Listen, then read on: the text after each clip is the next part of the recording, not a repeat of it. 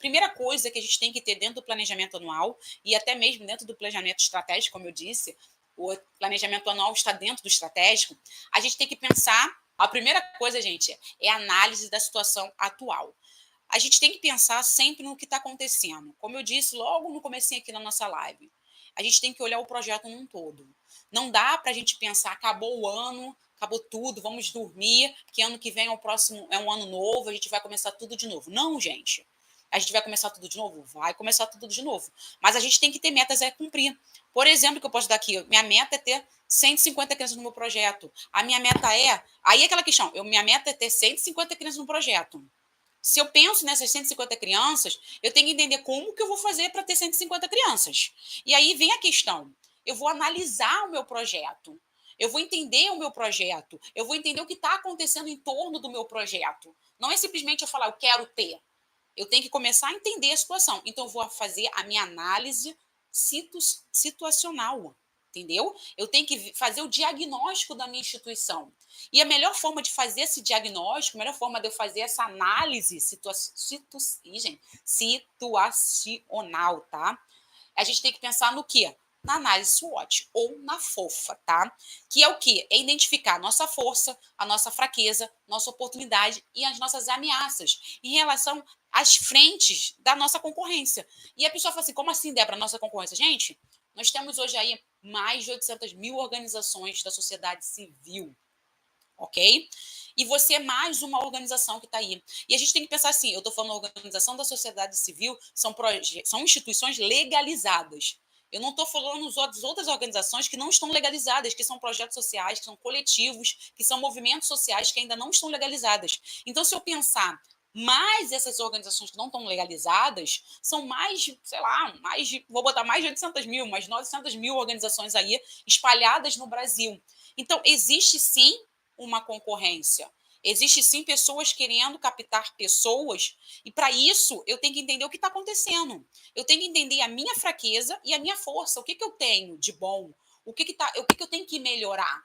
E, ao mesmo tempo, eu tenho que ver o que está ali. Quais são as minhas oportunidades? Eu estou legalizado, eu estou estruturado, eu estou no centro de uma comunidade, eu estou numa cidade grande, mas, ao mesmo tempo, eu tenho que ver as minhas ameaças. Pô, aqui onde eu estou, existe centenas de projetos sociais, olha, tem grandes projetos, eu tenho que olhar isso. Por quê? Porque somente assim, essa ferramenta, que é a análise SWOT, ela vai mostrar para mim o que está acontecendo internamente e externamente. Então, eu vou entender como está o meu projeto e como está fora do meu projeto. O que eu preciso fazer para estar conseguindo chegar aonde eu quero chegar. E quando eu falo isso, gente, eu estou falando também sobre captação de recursos. Porque eu só vou conseguir chegar aonde eu quero chegar tendo recurso. Porque não adianta eu estar ali querendo, porque querer não é poder sempre, gente. Eu tenho que fazer as coisas acontecer. Querer é bom? É ótimo. Mas eu preciso ter atitudes para conseguir aquilo que eu quero. Legal? A segunda coisa, gente, é definir, tá, os meus objetivos e as minhas metas. E aí vem aquela questão. Eu quero chegar a 150 crianças dentro do projeto social.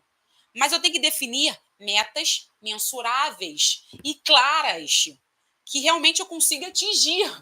Porque se hoje eu tenho 20 crianças dentro do meu projeto, e durante 5 anos eu continuo tendo 20 crianças no meu projeto, como que eu vou chegar a ter 150? O que eu preciso fazer para chegar a 150? Será que não é uma meta absurda? E outra coisa importante, essa minha meta, ela está compatível ao que eu estou querendo fazer, ela está realmente alinhada à minha missão? Ter 150 crianças, ter 150 crianças que vou atingir o meu objetivo? Ou é simplesmente ter 150 crianças que não vai fazer com que eu atinja o meu objetivo, que é resolver aquele problema social? Então, isso é importante, gente. A gente tem que colocar coisas que estão ao nosso alcance. E esse nosso alcance tem que pensar no problema social também, o qual eu quero resolver. Nossa terceira coisa aqui, o nosso terceiro elemento é as estratégias e o plano de ação. Mais uma vez, a gente fala muito em vamos fazer e acontecer, vamos lá, rolar, tá? Gente, a gente tem que desenvolver estratégias específicas para atingir o nosso objetivo estabelecido, tá? Como eu disse, ter 150 crianças, legal. Mas como eu faço para ter 150 crianças? Não é simplesmente chegar e falar, vamos abrir as inscrições aqui. Isso é fácil, mas a questão é, eu tenho profissional para isso? Eu tenho espaço para isso? Eu tenho recurso para isso? Eu tenho que pensar nisso. Porque eu tenho que criar ações para que eu consiga ter isso antes de ter 150 crianças dentro do meu projeto social. Isso é importante a gente pensar. Por isso que eu tenho que, juntamente, né, criar um plano de ação bem detalhado para descrever as atividades, os responsáveis, os prazos, os recursos, o qual eu vou precisar para atingir isso. Então, o exemplo que eu dou para vocês aqui é uma coisa bem simples. Eu falei, eu quero ter 150 crianças, tá? Legal.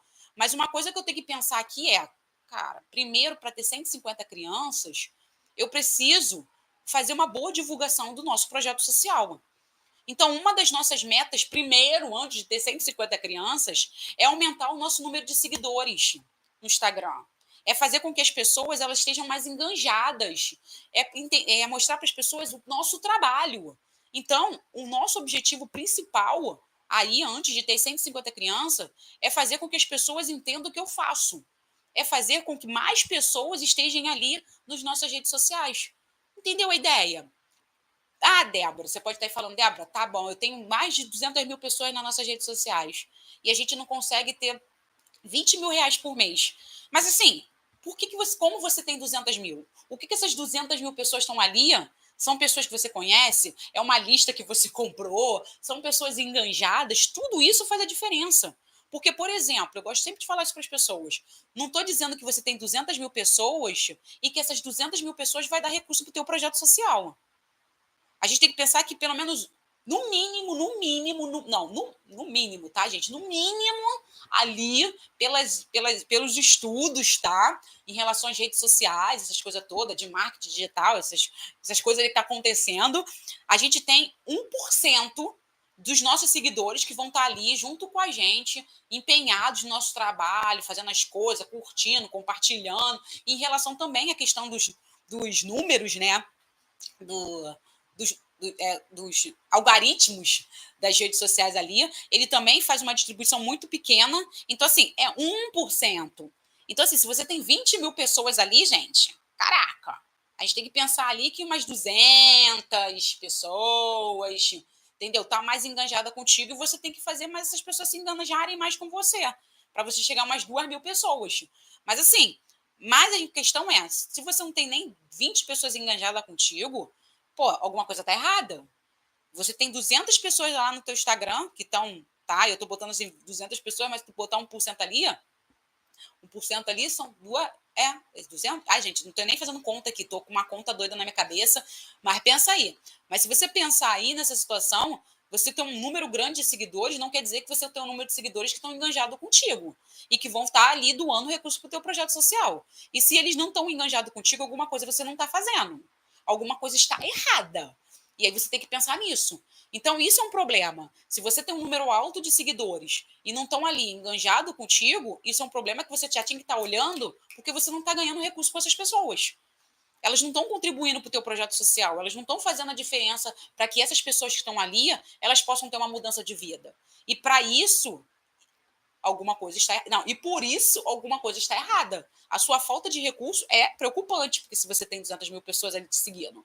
Entendeu a ideia? Então, assim, a gente tem que prestar atenção nesses pequenos detalhes que vai fazer a diferença. E quando eu falo redes sociais, é porque se você tem redes sociais, se você tem engajamento, se você distribui conteúdo de valor, esse tipo de coisa, você vai ter pessoas engajadas que vão querer contribuir com o teu projeto social e você vai conseguir mais recurso. Então, quanto mais pessoas engajadas, mais recurso você vai ter. E uma ótima ferramenta de estar aí distribuindo conteúdo, de estar aí mostrando como o teu trabalho está fazendo a diferença, são as redes sociais. Então, uma das nossas metas aí para chegar a ter 150 crianças no nosso projeto social é fazer com que a gente aumente o número de seguidores, mais pessoas saibam o que o projeto está fazendo. E como eu faço isso? Como eu aumento o meu número de seguidores? Entendeu a ideia? Então é só eu estou te botando aqui uma ideia, que é importante você ter estratégia e um plano de ação. E você tem que colocar ali o que você quer fazer dentro do seu projeto social. Eu sei que sua meta principal é ter 150, mas 150 crianças não é simplesmente ter 150 crianças. Você tem que ter alimentação, você vai ter que ter professores, você vai ter que ter horário, você vai ter que ter luz, você vai ter que ter água e outras coisas aí por trás. E para isso acontecer, ter 150 crianças, você tem todo um processo para você realizar e você conseguir manter essas 150 crianças dentro do projeto social. E, claro, 150 crianças pensando no seu objetivo final.